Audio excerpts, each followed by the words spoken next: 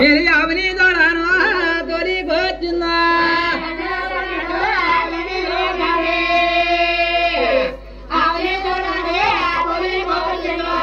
పోయిందా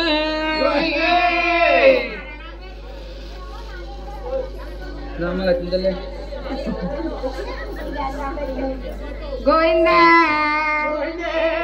బాబు నల్ల నల్లని వాడా నామమ్మకల వాడా నా పొద్దైతే నీ కొండ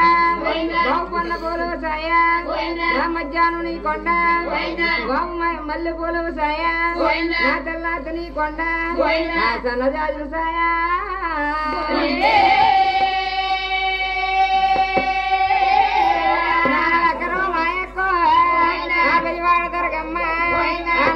మెడ్డిలకి ఆ 100 వందనమమ్మ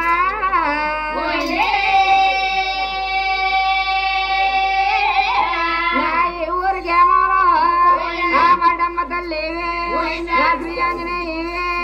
నా కంటన్న రంజల్లి మీరు కాజుగా పాడాలా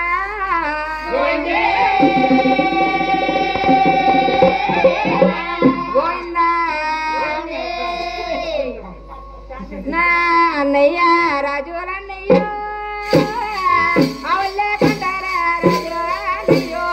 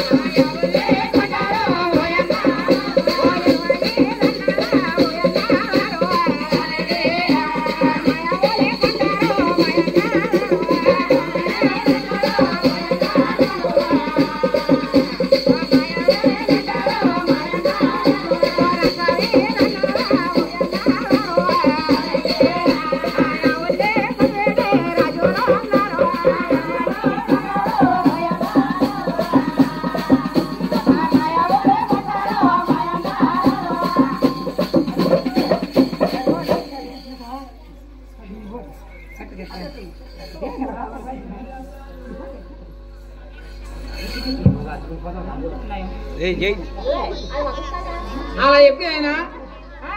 లక్ష్మీదేవి కూడా ఆవులీతో తోలుకొని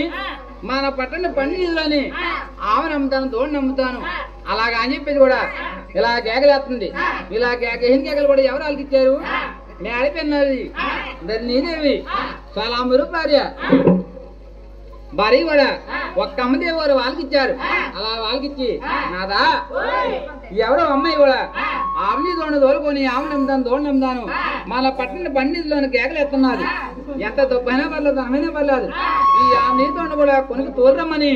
అలా తామరు ఐదుగురితోటి అలా వంట ఉంటే అప్పుడు కాలం రాజుగారు అన్నారు, నాయనా మన తప్పి గొల్ల వాళ్ళ మందలో గొల్లగొల్లు ఉన్నాడు, గొల్ల గొప్పని పిలిపించి నేను ఆమెనితో కూడా కొనిపిస్తాను అలాగని చెప్పేసి ఈ రాజుగారు కూడా ఆమెనితో కూడా కొనమంటానని చెప్పేసి ఇలా గొల్ల గొప్పనికి కేకలు పెడుతున్నాడు. పోయినా ఎలాగండి గోపన్న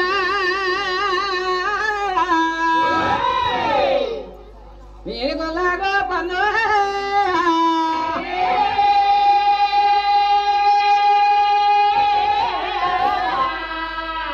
ఏ పండాలన్నారా